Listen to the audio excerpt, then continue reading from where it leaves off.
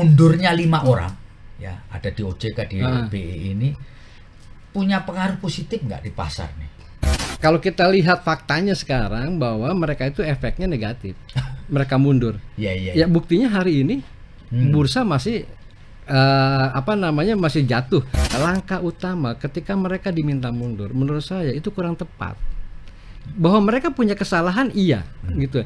Sekarang waktunya mereka diminta pertanggungjawaban. Ya, sekarang harus menghadap MSCI seharusnya ya. Minta dialog sama MSCI, apa yang mesti kami lakukan? Oke, nih langkah-langkah yang akan kami lakukan, kami jamin Februari sampai Maret semua ini terrealisasi dan selesai. Perbaiki dulu. Setelah itu ini sudah berjalan normal kembali. Kami keliru yang masa lalu. Dengan ini kami serahkan kursi di OJK ini kepada kami kembalikan kepada yang mengangkat kami. Nah, jadi menurut saya apa yang terjadi, isu itu muncul, itu lebih banyak mudaratnya. Bank-bank himbara ini semuanya perusahaan publik. Jadi kalau ditebarin isu kayak gitu, direksinya mau diganti. Saya yang punya saham Bank BRI misalnya gitu, berisiko tinggi nih, saya jual aja. Pak Purbaya, kami mengucapkan selamat bahwa Anda adalah orang pertama yang mencatat sejarah utang kita itu menyentuh angka 10.000 triliun tahun 2026 ini. Karena tahun 2025 utang kita itu udah 9.800-an triliun. Nah, kan kita mau narik utang lagi nih 600 sampai 800 triliun. Maka begitu kita tarik, masuklah angka 10.000 itu. Dan ini rekor baru yang dicapai oleh Kementerian Keuangan, oleh pemerintah.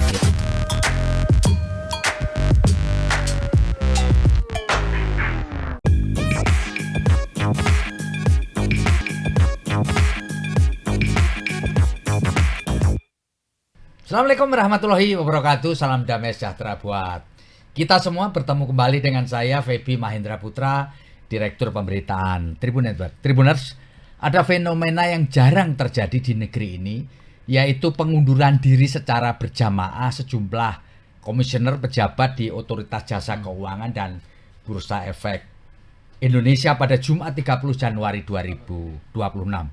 Ini terjadi setelah indeks harga saham gabungan di Bursa Efek Indonesia mengalami guncangan luar biasa mulai pada Rabu 28 Januari maksud saya, dan Kamis pada tanggal 29 Januari 2026.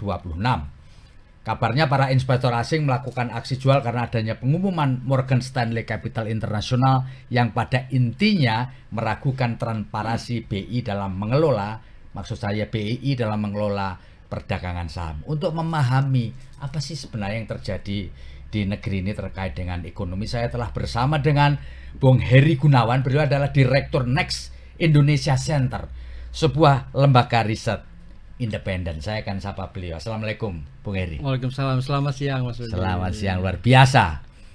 Bung, saya kepingin dapat pandangan dari Bung Heri. Apa sih yang terjadi di negeri ini akhir-akhir ini terkait dengan ekonomi ya? Ya utamanya kemarin kan kita dikejutkan, ini jarang terjadi kan, ada 5 orang yang kemudian mengundurkan diri secara berjamaah, mungkin juga disuruh mundur. Gimana Bang Heri, silakan Bang.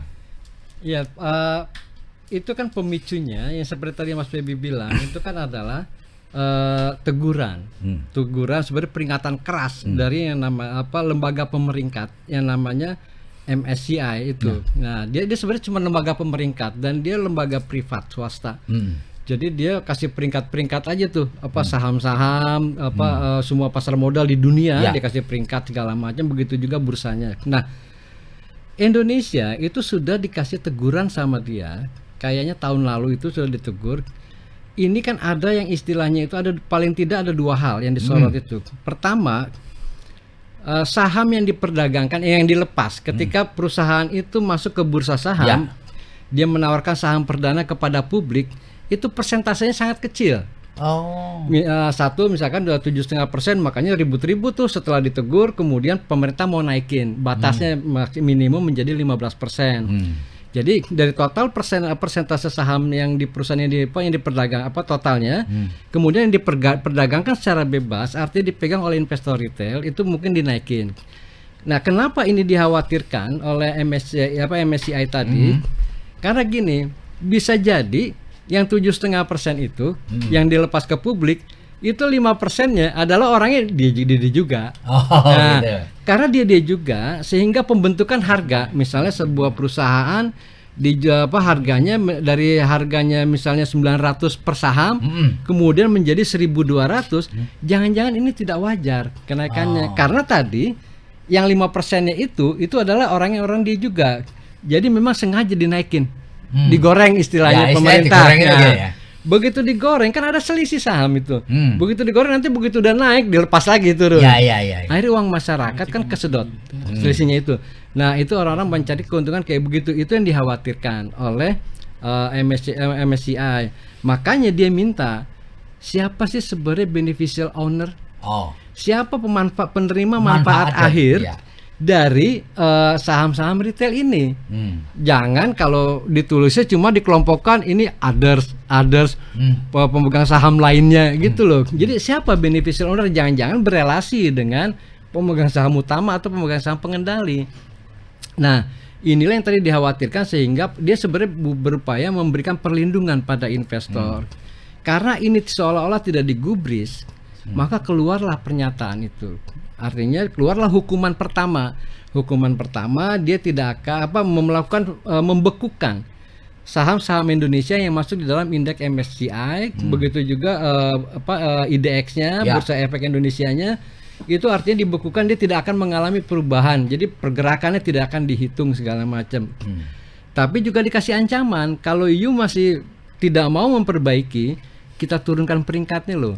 Jadi ada peringkatnya ya, pasar modal itu ya. Ada. Kalau Indonesia kan dianggap sebagai pasar yang sedang berkembang dan perkembangannya itu laju gitu loh. Makanya disebut sebagai emerging market.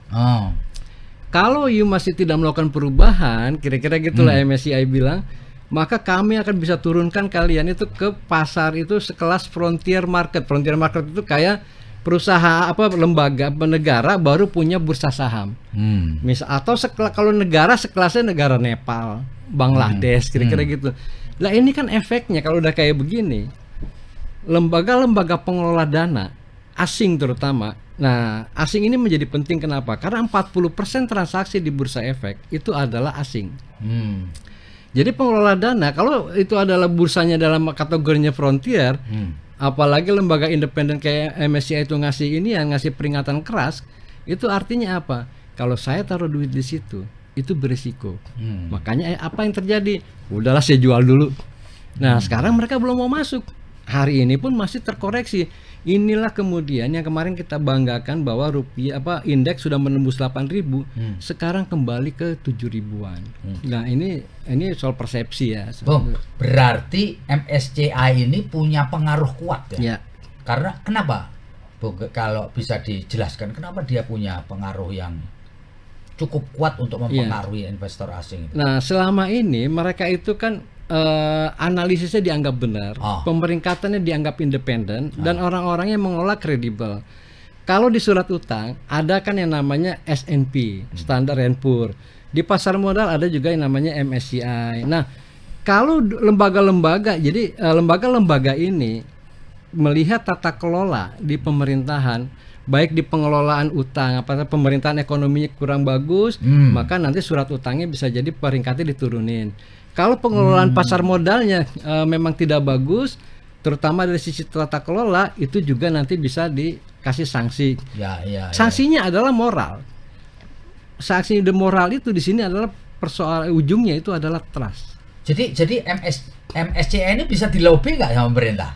Kalau menurut saya nggak bisa. Main mata gitu cincai gitu nggak bisa ya? Kayak FIFA dalam tanda kutip gitu ya. Nah, kalau menurut itu lembaga-lembaga gini dia itu besar karena dia independen. Dia menjaga integritasnya. Dia jaga integritasnya. Kalau dia ini sampai dia bisa dilobi, bisa runtuh yang mereka bangun sudah berpuluh-puluh tahun. Ya. Bung, apakah ada hubungan? Sekarang ini kan beberapa waktu yang lalu nilai tukar rupiah kan sempat menyentuh 17.000 per dolar US ya. Artinya ini sebenarnya nggak pernah terjadi sebelumnya, bahkan ketika krisis. Adakah hubungan ini dengan apa yang terjadi di pasar modal kita Karena saya dengar bahwa untuk mengembalikan situasi BI intervensi, Iya. ya kan, supaya rupiah turun. Iya. Kemudian ada BUMN misalkan diminta untuk membeli, Iya, ya membeli. kan? Membeli sahamnya dengan harga rendah. Iya, atau membeli dolar gitu Ya, ya. membeli dolar. Ini gimana? Iya. Bung Heri, Nah, ada hubungannya nggak mereka ini? tentu mekanisme pasarnya kayak begitu. Kalau asing, tidak, pertama kan asing ini lihat MSCI ngasih teguran, asing itu hak was-was karena ada risiko yang lebih besar di pasar modal Indonesia, maka dia jual sahamnya. Ya. Ketika dia jual, karena dia asing, kan rupiah nggak laku di negaranya, Ya. harus ditukar dengan dolar. Nah, begitu dia tukar dengan dolar, artinya kan rupiah dia dijual.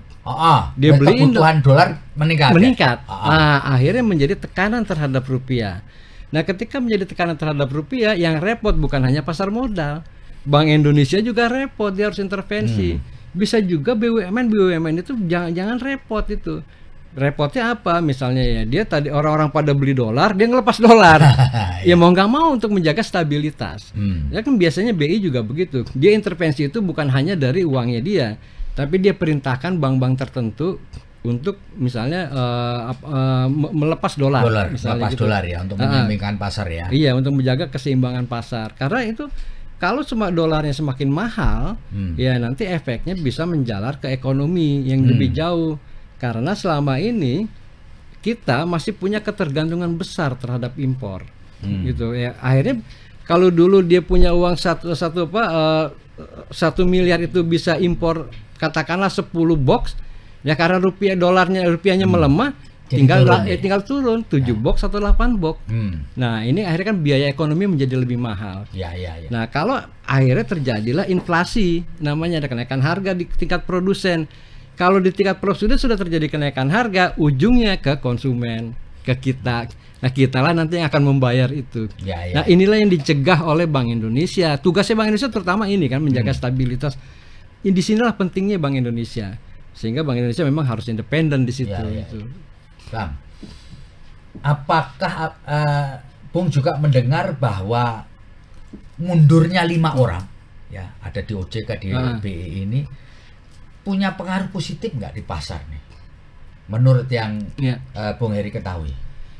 Kalau menurut saya, kalau kita lihat faktanya sekarang bahwa mereka itu efeknya negatif, mereka mundur. Ya buktinya hari ini bursa masih masih jatuh.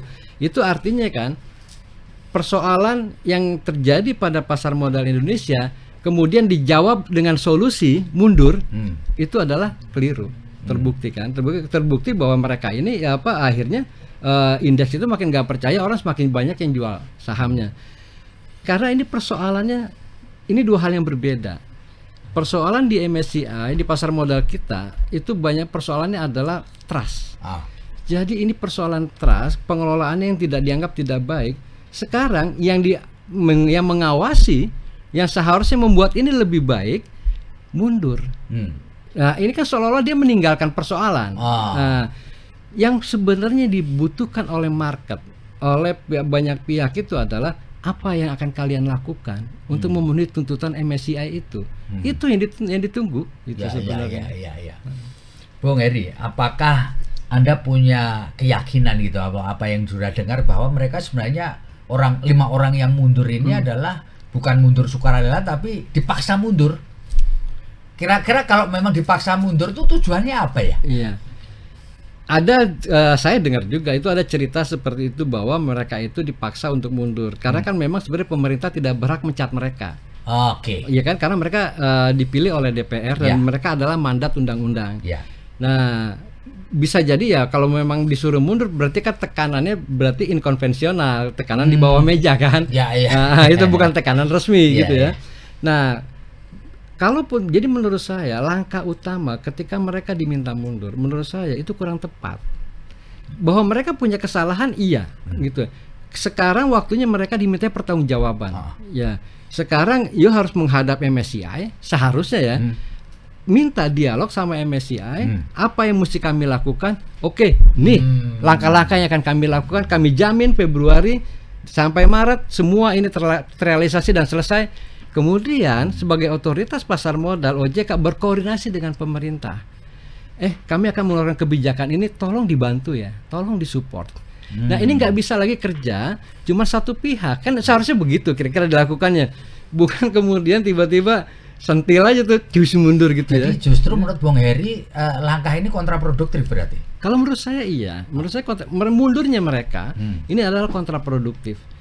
Gentle, bukannya mundur dulu, perbaiki dulu. Setelah itu oke, ini sudah berjalan normal kembali. Kami keliru yang masa lalu. Dengan ini kami serahkan kursi di OJK ini kepada kami kembalikan kepada yang mengangkat kami. Kira-kira seharusnya begitu. Gitu. Bung Heri, apakah menurut Anda apakah krisis ini, bukan krisis ya, situasi ini bisa mengarah ke krisis ekonomi, Pak? Memang transmisi, kalau ditanya bisa mengarah atau tidak ya tentu saja bisa. Tapi ini transmisinya terlalu jauh. Oh masih jauh lah ya. Jauh. Belanda masih jauh lah. Belanda masih jauh. Cuma kan kayak tadi tuh, ini persoalannya kan bahwa ini hanya persoalan di lokal, kira-kira di pasar lah. Ini persoalannya ada di pasar. Ini persoalan ekonomi makro kita, yang persoalannya yang lebih besar, yang lebih fundamental. Kalau kita lihat misalnya indeks manufaktur kita, kalau yang dibuat oleh S&P, Standard & Poor's itu misalnya kita masih ekspansi. Jadi artinya masih di atas 50. Dan mungkin dalam waktu dekat pemerintah akan mengumumkan PDB kita, dugaan saya itu di PDB kita tuh mungkin akan lebih baik sedikit dibandingkan 2024. 2024 itu kan pertumbuhan kita 5,03. Nah, kemudian ini mungkin bisa jadi 5,1 misalnya gitu ya. Itu memang ada lebih baik. Cuman ini memang persoalannya ini kan terjadi 2026 gitu ya. Nah ini bisa menyeret. Makanya di sini menjadi penting Bank Indonesia. Kalau Bank Indonesia nggak intervensi pada kan terutama transmisi yang paling cepat itu pada kurs. Kalau kurs ini dibiarkan, makanya tadi adalah orang-orang yang belanja impor. Coba bayangin, selama ini kita kan nggak bisa memenuhi kebutuhan dalam negeri untuk BBM. Betul. Bahan bakunya kita impor. Nah kalau Pertamina harus mengimpor mahal, Pertamina bilang dengan pemerintah, Pak pemerintah nggak kuat nih. Gitu. Nggak kuat nih saya. Anda kasih subsidi dong. Atau kasih bantuan fasilitas apa kayak dia bilang gitu supaya saya bisa jual harga BBM yang sama. Nah kalau nggak bisa dilakukan itu oleh pemerintah, efeknya apa? Pertamina akan jual nanti BBM kayak yang non subsidi itu akan lebih mahal. Ketika itu akan lebih mahal, itu berimplikasi kepada masyarakat semua. Nah jadi itu memang transmisinya akan lebih panjang. Jadi menurut saya sih, kalau ini makanya ini persoalan ini harus segera dilokalisir supaya jangan sampai merambat kemana-mana gitu. Bung Heri, bisa nggak dielaborasi? Mungkin korelasinya jauh, tapi bisa nggak dielaborasi bahwa pada saat yang lalu tahun 2025 terjadi satu defisit anggaran yang nyaris menyentuh 3%, batas atas sesuai ketentuan undang-undang dari produk domestik bruto. Lalu kemudian juga kita juga ada nggak tahu ya, ada wacana selentingan atau apa yang ingin melebarkan lah batas atas itu. Menurut Bung Heri apa yang terjadi ini dan apa yang risiko kalau kita tidak alert kepada situasi ini? Nah ini gini soal melebarkan defisit itu secara politik buat pemerintah tuh mudah sekali. DPR sudah dikuasai. Tapi jangan lupa ini persoalan trust. Jangan sampai ada mengental atau melembaga semakin menguat, distrust itu rasa tidak percaya terhadap pemerintah itu semakin besar.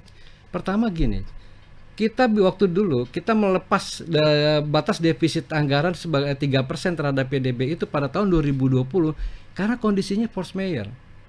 Kondisinya memang darurat. Ketika ada COVID-19 itu kondisinya darurat. Kalau sekarang kondisi darurat apa? Kan kondisi tidak darurat. Ini kondisinya adalah kalau kita mau lihat kinerja, ini adalah kondisi kelemahan kinerja dari penerimaan kita. Oh maksudnya penerimaan negara ya? Penerimaan negara. Kalau kita ngomong penerimaan negara, itu artinya terutama kita ngomong soal pajak. Nah, pemerintah sudah berjanji loh, hati-hati jangan dicabut lagi. Tahun 2026 tidak ada kenaikan pajak dan tidak ada penambahan pajak baru. Itu sudah dinyatakan. Kalau ini dibatalkan, itu artinya pemerintah, jangan sampai publik jadi nggak percaya juga sama pemerintah. Nah, jadi jangan main-main dengan soal mau melebarkan defisit itu gitu.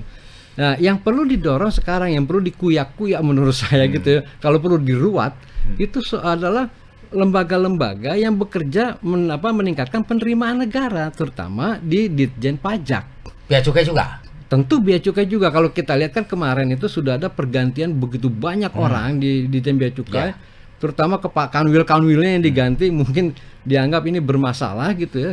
Nah, karena memang belum lama ini kita lihat itu bagaimana Pak Purbaya itu mencoba untuk membenahi. Jadi ternyata ada istilah itu yang menarik itu, kita pernah bikin riset namanya misinvoicing. Jadi misalnya gini, kita mengekspor atau kita mengekspor satu barang, kita bilang ke pemerintah itu, ke bea cukai dilaporkan ini harganya 1 juta. Tapi di negara yang mencatat, katakanlah kita ekspor ke Malaysia, Malaysia mencatat barang yang diterima dari Indonesia harganya 5 juta. Nah, ini ada misinvoicing 4 juta. Itulah yang ditemui oleh Pak Purbaya. Loh, ini kok ke barang yang di Surabaya itu? Nah, ini kok barang harganya seratusan juta, tapi tercatatnya sebagai barang yang senilai 1 juta. Nah, itu kan adalah misinvoicing. Jadi itu ada persoalan di dalam permainan faktur. Jadi ketika dicatatkan itu kan ada namanya, kalau kita ekspor barang itu atau impor, ada yang namanya HS code. Nah, kode barang inilah yang kemudian dicari barang yang paling murah. Nah, kira-kira gitu. Menurut saya ini potensinya kalau kita bikinin Bentar, Bang. Ya. Keuntungannya apa dengan pencatatan yang keliru itu tadi? Ya. Siapa yang diuntungkan? Yang diuntungkan pengusaha. Dia menghindari pajak. Oke. Nah, barang kan kalau dia katakan gini lah, misalnya kayak yang terakhir kasus CPO. CPO itu kan kena bea ekspor. Nah, kena bea pungutan ekspor. Kalau dia itu kan ada kode-kodenya. Jadi kalau misalnya dia mentah, dia bayarnya berapa? Maksudnya kode HS-nya berapa? Kalau sudah diolah dikit, masuk kode HS-nya apa? Kemudian bayarnya berapa? Semakin murah tuh. Semakin banyak diolah, semakin murah. Nah, akhirnya apa? Ini barang mentah. Katakanlah kode HS-nya misalnya gitu ya, 177. Yang ke bawah itu kan 1771 misalnya. Dia tulis aja ini barang yang kita ekspor 1775. Jadi dia pajak dan bea-nya murah gitu. Murah. Ya? Cuman misalnya pajaknya cuma 500 perak, padahal yang seharusnya dibayar adalah 1 juta. Nah, ini ada loss permintaan penerimaan negara yang begitu besar di misinvoicing ini. Nah, menurut saya sekarang kan kata Pak Purbaya, kita sudah kantongi nih perusahaan-perusahaan yang memang diduga melakukan praktek misinvoicing. Tekan dong mereka, suruh bayar para konglomerat itu. Kalau memang jangan cuma yang diminta dikuyak-kuyak misalnya masyarakat, ya individu-individu. Jangan dong. Mereka tuh pengusaha-pengusaha besar. Dulu kan mereka udah dapat tax amnesty segala macam. Kita bukannya anti pengusaha besar, tapi kalau sepanjang mereka tidak jujur, itu harus dikejar. Kalau mereka jujur, kasih apresiasi gitu. Mas, selain misinvoicing, apalagi yang membuat penerimaan negara kita itu tidak sesuai dengan target, Mas? Nah, yang kedua memang penerimaannya nggak maksimal. Jadi ini kadang-kadang hati-hati dengan pengumuman pemerintah, nih kita harus kritisi juga. Ya. Pemerintah tuh kalau mengumumkan pajak itu ada 2. Satu penerimaan pajak bruto, jadi artinya total yang memang dipungut, katakanlah 1 triliun, tapi ada yang neto. Nah, yang neto dari 1 triliun ini yang bersih itu mungkin tinggal 500 miliar. Nah, kenapa itu terjadi? Masih ingat nggak, Mas Febi? Kuartal pertama penerimaan pajak kita itu kan anjlok.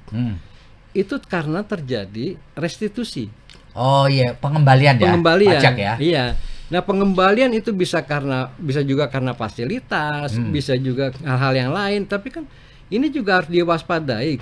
Jangan-jangan tagihan pajak misalnya ya, yang kita misalnya nilai itu dari 70 miliar, itu kan kalau di Tanjung Priok bisa jadi 15 miliar. Yang kemarin tangkap tangan oleh KPK. Nah, yang kayak gini menurut saya, kalau misalnya si Pulan melakukan kejahatan serupa. Ya, Dia ya, bukan petugas pajak, dia dihukum 1 tahun. Yang kayak gini seharusnya dihukum 5 tahun.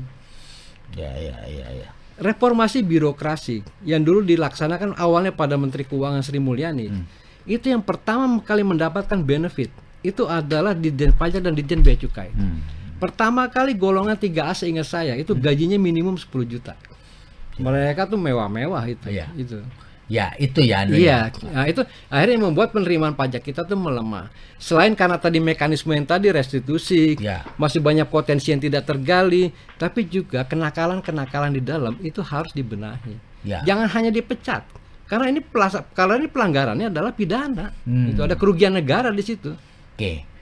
Bung, kalau kita melihat profil APBN kita di tahun 2026 ya, tentu terjadi defisit itu pasti Ya, terus terjadi. betul. Nah, orang awam akan tanya ini, terus untuk nutup defisit di APBN kita di tahun 2026 tuh ngapain pemerintah biasa? Ya, untuk menutup defisit itu pemerintah harus tentu menambalnya itu pilihannya ada 2. Satu meningkatkan penerimaan negara. Ya.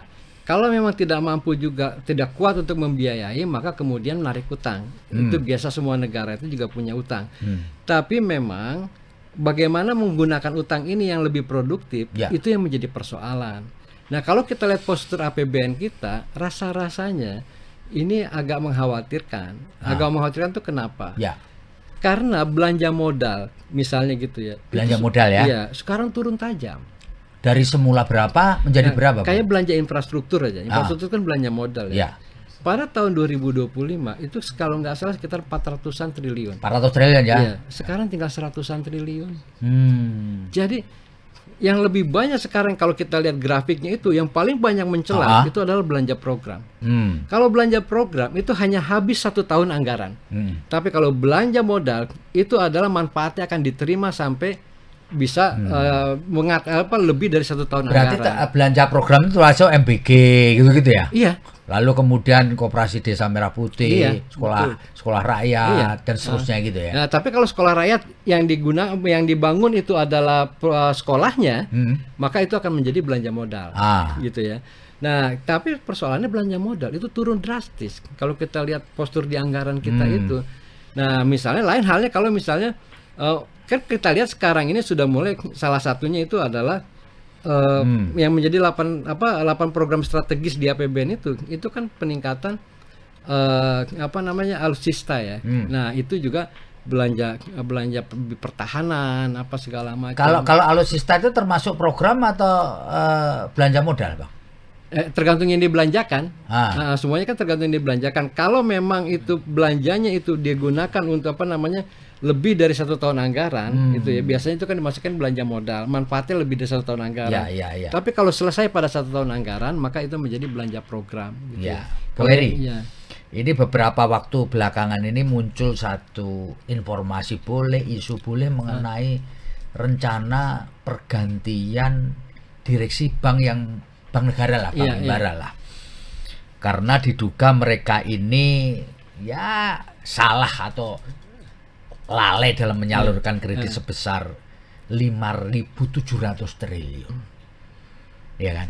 Menurut Bung Heri ini apa sih sebenarnya lebih banyak manfaat atau mudaratnya isu-isu semacam yang bahkan dilontarkan oleh seorang pejabat tinggi negara? Iya.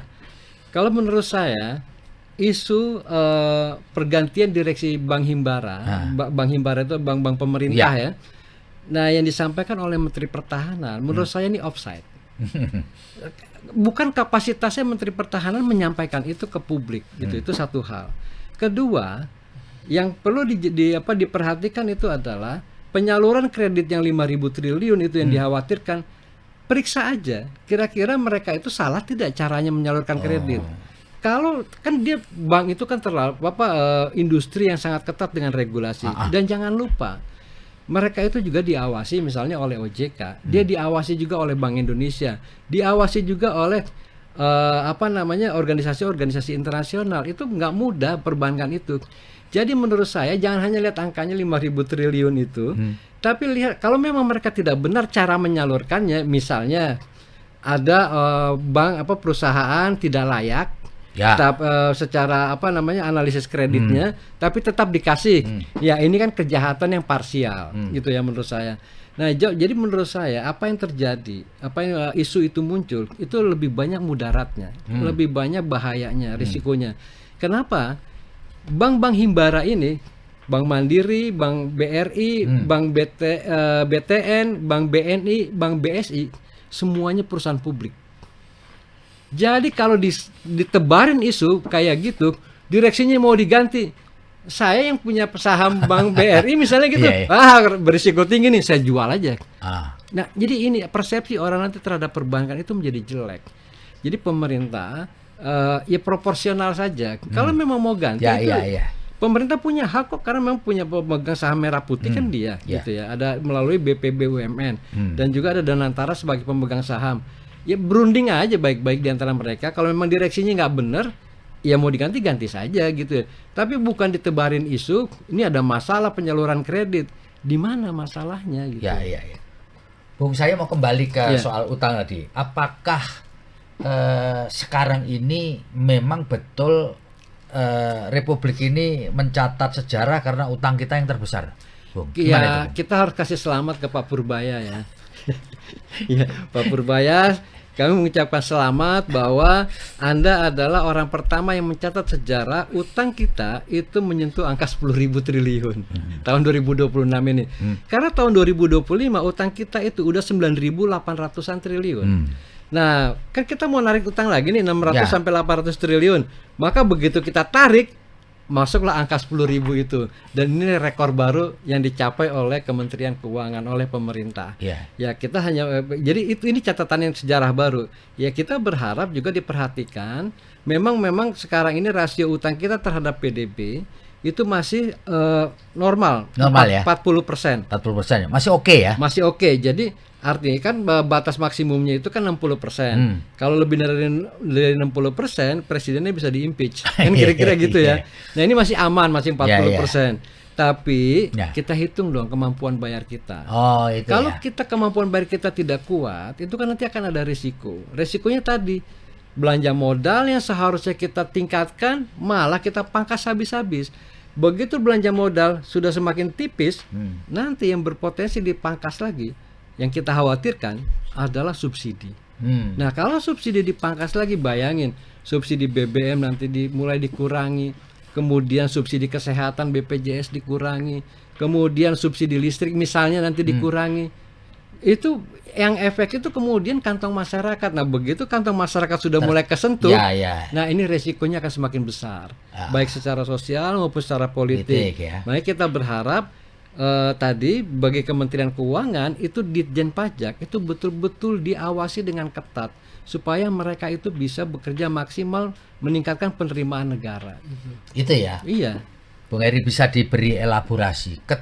Memang tadi disebutkan angka utang kita itu masih safe lah, aman lah, oke lah ya. Nah, apakah Anda menyarankan juga bahwa ya udahlah kita tinjau program-program populis yang banyak dapat sorotan gitu? Seperti misalkan saja orang awam berolok-olok, kalau kita mau hemat MBG sedikit kan masih ada fiskal kita agak longgar, itu gimana Bang Bung? Ya, seharusnya kan gini, pemerintah memang bukan hanya program-program yang yang banyak dikritik oleh masyarakat. Secara keseluruhan yang seharusnya pemerintah melakukan redefinisi yang baik gitu ya. Artinya menggunakan skala prioritas di dalam melakukan belanja. Misalnya gini, kalau memang ada yang bisa ditunda karena kita punya keterbatasan anggaran, kan kenapa tidak? Misalnya gini, MBG berjalan. Kalau kemampuan kita misalnya cuman 2 pulau dulu, ya sudah 2 pulau dulu. Itu aja ya, konsentrasinya di sana ya. Jangan kemudian kita nih ekspansif. Kalau sekarang kan kita lihat tiba-tiba MBG juga sudah mulai pengen merekrut istilahnya tuh yang semi ASN itu ya. P3K. P3K. Ini kan jangan lupa, ini tambahan biaya yang nanti akan menjadi permanen. Gitu loh. Nah, ini juga mulai, itu juga ya lah, ini tetap berjalan, tapi untuk ekspansinya itu yang perlu dijaga, artinya perlu dievaluasi, perlu diperhatikan betul gitu. Bung tadi sudah dielaborasi lah atau dijelaskan beberapa hal. Kalau Bung Heri sendiri sebagai seorang researcher ya, orang yang mengamati ekonomi Indonesia gitu, apa saran Bung Heri kepada pemerintah yang sifatnya quick win lah, Bung? Ya. Supaya masyarakat tuh trust-nya kembali, ya kan, yang Bung tadi kan bilang sebenarnya inti dari kata kuncinya hanya satu sebenarnya, trust. Ya, mengembalikan trust itu harapan masyarakat supaya ini bisa lebih baik gitu. Apa sarannya? Ya, menurut saya quick win-nya adalah bagaimana pemerintah menunjukkan bahwa semua kegiatan manajemen pemerintahan ini dikelola dengan penerapan prinsip-prinsip tata kelola pemerintahan yang baik. Bung, misalkan perlu nggak dilakukan reshuffle, Bung? Kalau menurut saya bukan hanya perlu di reshuffle, kalau perlu jumlahnya diciutkan. Jumlahnya. Nah sekarang gini, ini kan sudah menurut saya ya agak memaksakan dan itu banyak yang aneh-aneh. Misalnya gitu ya, ada deputinya BP Taskin, wakilnya, kemudian merangkap wakil juga di Badan Gizi Nasional, merangkap juga komisaris di Pertamina misalnya. Nah, jadi menurut saya ini bukan bagian dari penerapan tata kelola pemerintahan yang baik. Dan yang jauh lebih penting lagi misalnya, pemerintah jangan hianati peraturan yang dia buat sendiri. Contohnya ada nggak? Yang kasat mata. Ya, kasat mata, Bang. Tahun 2023 pemerintah mengeluarkan peraturan. Ini sebenarnya peraturan lanjutan dari tahun 2004. Bahwa pengurus partai politik tidak boleh jadi komisaris BUMN. Satu. Dan ternyata diangkat tuh banyak sekali pengurus partai politik jadi yang paling konkret nih ya. Ini bukan saya sentimen sama partainya ya. Berapa orang pengurus PSI? Grace Natali, Isyana Bagus Oka, segala macam. Itu melanggar undang-undang kan ya? Melanggar peraturan Menteri BUMN. Artinya ya peraturan yang dibuat sendiri oleh pemerintah. Itu loh. Mereka membuat peraturan tapi mereka melanggar sendiri. Yang kedua, misalnya nih, kasihan Pak Prabowo itu sudah 2 kali teriak bahwa yang namanya BUMN itu udah masuk ke jarang tuh Dewan Komisaris tapi dikasih tentium gede-gede banget gitu ya. Betul. Apalagi BUMN rugi. Nah, dan antara itu pertama kali Pak Prabowo menyampaikan itu pada pidato di sidang umum MPR tanggal 15 atau 16 Agustus tahun 2025. Sebelumnya dan antara sudah mengeluarkan peraturan bahwa BUMN itu dilarang kalau rugi itu adalah tidak boleh membagi tentium kepada direksi dan komisaris. Persoalannya surat edaran dan antara ini tidak berlaku. Kenapa? Hierarki hukumnya nggak dicabut. Itu ada peraturan Menteri BUMN, kan surat edaran di bawahnya dong. Betul. Peraturan Menteri BUMN yang menyatakan BUMN boleh bayar tentium kepada direksi dan dewan komisaris walaupun perusahaan itu rugi, asal kerugiannya tidak lebih besar dibandingkan tahun sebelumnya. Kalau tahun sebelumnya ruginya 4 triliun, tahun ini ruginya 3 triliun, boleh bayar tentium. Makanya ketika Waskita Karya di RUPS-nya tahun ini kan perusahaannya masih rugi triliunan nih. Di RUPS tahun 2025 itu ya, di awal 2025. Di situ soal tentium direksi dan dewan komisaris semuanya menyetujui. Baik pemegang saham seri B dan antara maupun pemegang saham seri A, dalam hal ini pemerintah setuju untuk bayar tentium. Sedangkan untuk besarannya nanti akan ditentukan oleh pemerintah dalam pemegang saham seri A. Pemegang saham seri A dalam hal ini adalah BPBUMN yang menggantikan Kementerian BUMN. Betul. Jadi gimana ini peraturannya ke sana? Seolah-olah gitu ya. Nah, jadi quick win-nya menurut saya itu adalah tunjukkan bahwa pemerintah itu menegakkan tata kelola pemerintahan yang baik. Mulai dari situ. Dari situ kemudian, karena kan isunya jangan sampai distrust. Ada ketidakpercayaan terhadap apa yang dilakukan oleh pemerintah. Kembalikan kepercayaan itu. Kalau kepercayaan itu dikembalikan, otomatis masyarakat akan mendukung apa yang dilakukan oleh pemerintah gitu. Bung, satu pertanyaan yang saya lupa tanyakan. Ya. Apakah menurut Bung masuknya Thomas Jiwandono ke struktur BI itu termasuk menimbulkan distrust atau gimana? Atau trust malah? Kalau itu tentu saja menurut saya potensinya adalah memperkuat distrust. Kenapa? Sekarang siapa yang tahu Pak Thomas itu ada, kalau semua orang tahunya Pak Thomas itu adalah bendahara umum Partai Gerindra. Itu sudah jelas-jelasan di Undang-Undang Bank Indonesia itu sudah disebutkan, Undang-Undang Bank Indonesia itu bahwa bukan hanya pengurus partai, tapi kemudian dia juga tidak boleh menjadi anggota partai, deputinya itu. Nah, tapi kemudian kan begitu di ujung-ujung, Pak Dasko itu kan cerita bahwa dia sudah mundur. Nah, kalau menurut saya nih, kalau pemerintah mau meningkatkan trust kepada publik, untuk kasus Pak Thomas misalnya, sebelum Pak Thomas diajukan ke DPR, declare dulu bahwa Pak Thomas mundur sebagai wakil menteri Menteri Keuangan, sudah mundur sebagai anggota partai politik, sudah mundur sebagai pengurus Partai Gerindra. Baru diajukan. Ini kan semua orang kan seolah-olah kan kita lihat jangan sampai menimbulkan seperti orkestrasi, bahkan di fit and proper test di Komisi 11 yang kebetulan ketuanya adalah partai dari Partai Gerindra, si anaknya Pak Fuad Bawazir kalau nggak salah itu. Mereka nggak tanya itu, misalnya gitu. Bapak pengurus partai politik apa bukan, kan kagak ada yang tanya, atau mengecek dokumennya misalnya gitu. Nah, jadi maksud saya gitu, kembalikan itu ke tunjukkan bahwa pemerintah itu adalah punya, bisa dipercaya, jadi sehingga menimbulkan trust kembali dari publik gitu. Oke, ini pertanyaan pamungkas saya kepada Bung Heri. Kalau menurut Anda Pak Purbaya ini kan mulai menjadi Menteri Keuangan Agustus pasca kerusuhan sampai sekarang ya.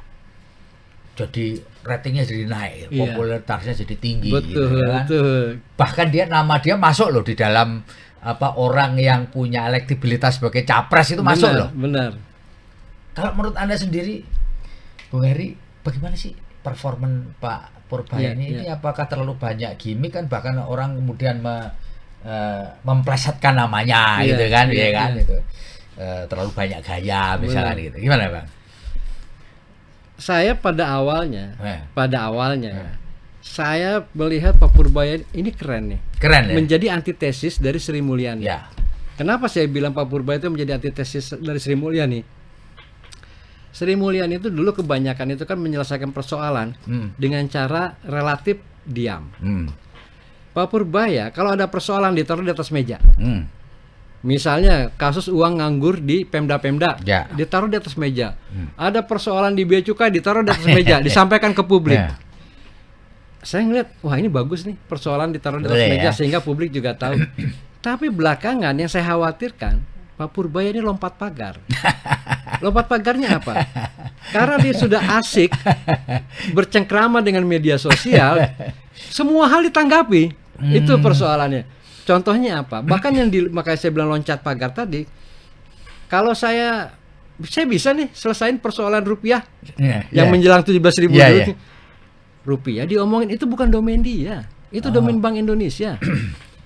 Ini IHSG nih, udah nanti juga naik lagi nih segala macam. Saya bisa selesaikan. Bung, ini bukan Anda, ini adalah OJK.